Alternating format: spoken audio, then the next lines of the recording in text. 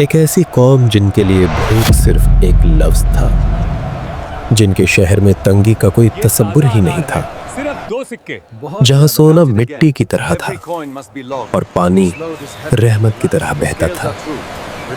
پھر سوچئے، صرف ایک چھوٹا سا چوہا اور مریم کا عظیم بندھ اپنی لکھی ہوئی تقدیر سے جا ملا۔ نہ فوج کا حملہ، نہ زلزلہ، نہ آسمانی بجلی، بس اللہ کا ایک حکم اور ایک رات، اور دنیا کی سب سے امیر سلطنت زمین کے نیچے دفن۔ یہ وہ واقعہ ہے جس کا ذکر اللہ نے خود قرآن میں کیا۔ یہ ہے قوم سبا، جنت سے جہنم تک کا سفر، اور یقین مانیے جو آگے آنے والا ہے وہ آپ کو اندر تک ہلا دے گا۔ قوم سبا عرب کے جنوبی حصے میں آج کے یمن کے علاقے میں آباد تھی، لیکن یہ کوئی عام قوم نہیں تھی۔ یہ دنیا کی سب سے زیادہ خوشحال قوم تھی۔ ان کی زمین زرخس تھی، ہوا نرم تھی، اور بارش بالکل میزان کے ساتھ ہوتی تھی۔ مگر ان کی اصل طاقت، ان کا سب سے بڑا راز، مریب کا عظیم بند۔ یہ ڈیم اتنا عظیم تھا کہ اس کے ذریعے دونوں جانب پھیلے ہوئے باغوں کو پانی ملتا تھا۔ پھل اتنے زیادہ کہ مسافر جب وہاں سے گزرتا تو بھوک کا احساس ہی نہیں ہوتا۔ قرآن اس منظر کو خود بیان کرتا ہے۔ سبا کے لیے ان کے رہنے کی جگہ پر ایک نشانی تھی، دائیں اور بائیں 2 بار، اور پھر اللہ فرماتا ہے، اپنے رب کا رزق کھاؤ اور اس کا شکر ادا کرو۔ یہ صرف دولت نہیں تھی، یہ اللہ کی رحمت کا نظام تھا۔ اس مہینے مچھلیوں کا شکار بہت اچھا ہوا ہے۔ ہماری تجارت ہر مہینے بہتر ہو رہی ہے۔ شہر صاف، نظام منظم، لوگ امن میں۔ قرآن نے اس شہر کو کہا پاک شہر اور بخشنے والا رب۔ یہ تھی زمین پر جنت۔ اسی قوم کی سب سے مشہور حکمران رانی بلقس۔ تفسیر ابن کثیر کے مطابق بلقس ایک سمجھدار، باحکمت اور طاقتور رانی تھی۔ اس کا تخت عظیم تھا، اس کا نظام مضبوط، اور اس کی سلطنت دور دور تک مشہور، یہاں تک کہ اس کا ذکر اللہ کے نبی حضرت سلیمان علیہ السلام تک جا پہنچا۔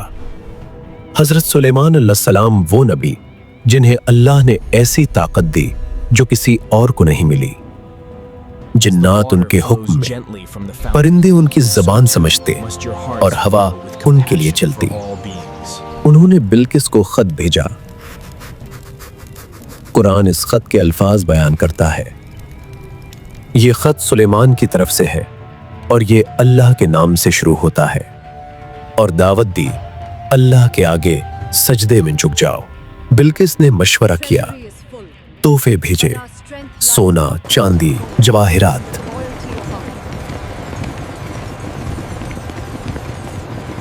مگر سلیمان علیہ السلام نے سب واپس کر دیا اور فرمایا، جو اللہ نے مجھے عطا کیا ہے وہ تمہاری دولت سے کئی بہتر ہے۔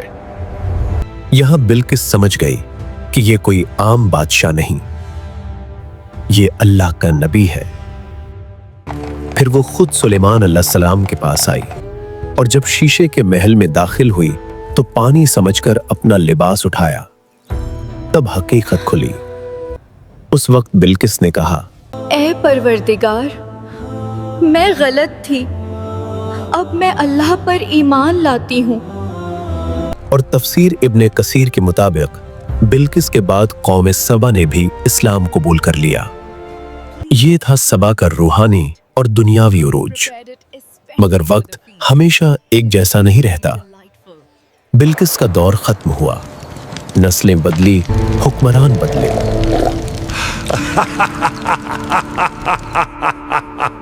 یہ باغ ہم نے بنائے، یہ بند ہم نے خود کھڑا کیا، یہ دولت ہماری عقل کا نتیجہ ہے۔ اللہ کا ذکر کم ہوتا گیا، और अपनी ताकत का नशा बढ़ता गया। अल्लाह ने उन्हें तबीह दी, नबी भेजे, मगर उन्होंने मजाक उड़ाया। नबियों ने उनसे कहा, ये बाग तुम्हारी अकल का कमाल नहीं, ये रब की रहमत है। अगर तुमने शुक्र छोड़ दिया तो ये रहमत तुम पर बोझ बन जाएगी। लेकिन कौमे सबा हंस देती। वो जवाब देते, तुम हमें डरा रहे हो? देखो, हमारा ये बांध पहाड़ों की तरह मजबूत है, क्या तुम्हारा रब उसे भी गिरा सकता है?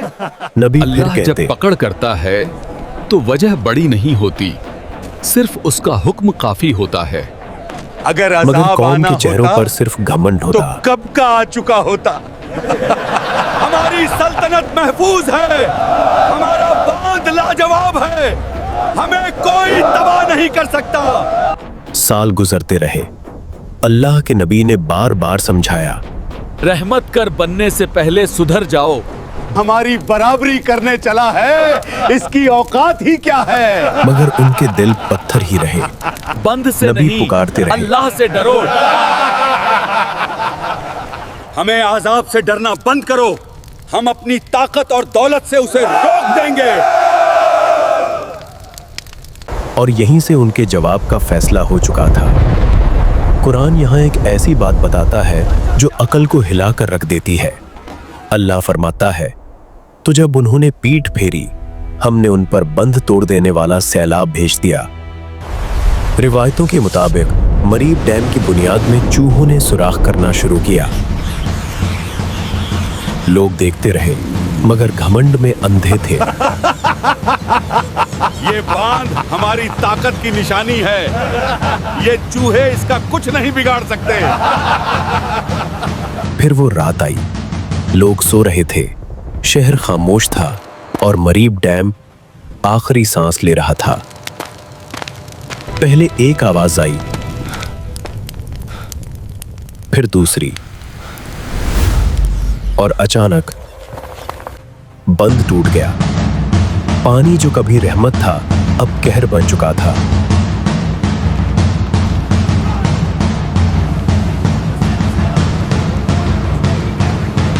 लोग चीखने लगे। कोई बोला, बंद तो मजबूत था, मगर भागने का कोई रास्ता नहीं था। कुरान के अल्फाज है, फिर हमने उन पर बंद तोड़ देने वाला सैलाब भेज दिया। नबी की आवाज गूंजती रही, जिससे तुम इनकार करते रहें। या अल्लाह हमें बचा ले, हमसे गलती हो गई, मेरी मदद करो। उठती लहरें शहर पर गिरती गई, हर कोने को अपनी लपेट में ले रही थी। घर, बाग और बाजार सब एक साथ डूब गए। लोग चीख रहे थे, सिर्फ अपनी जान बचाने की कोशिश में। कुछ गिर रहे थे, कुछ लहरों में घुल रहे थे, और हर शोर सिर्फ कहर में घुल गया।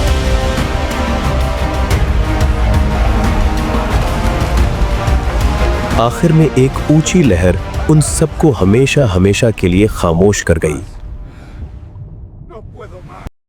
और फिर जो जमीन जन्नत थी, वो वीराना बन गई।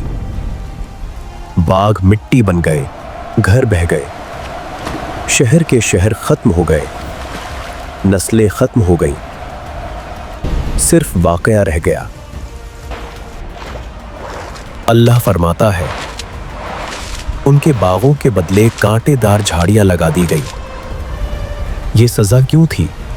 कुरान खुद जवाब देता है, ये सजा इसलिए थी कि उन्होंने नाशुक्री की। कौमे सबा दौलत से तबाह नहीं हुई, गुरूर से तबाह हुई। उनका जुर्म ये नहीं था कि वो अमीर थे, उनका जुर्म ये था कि वो शुक्र भूल गए। ये सब तो मामूली बात है।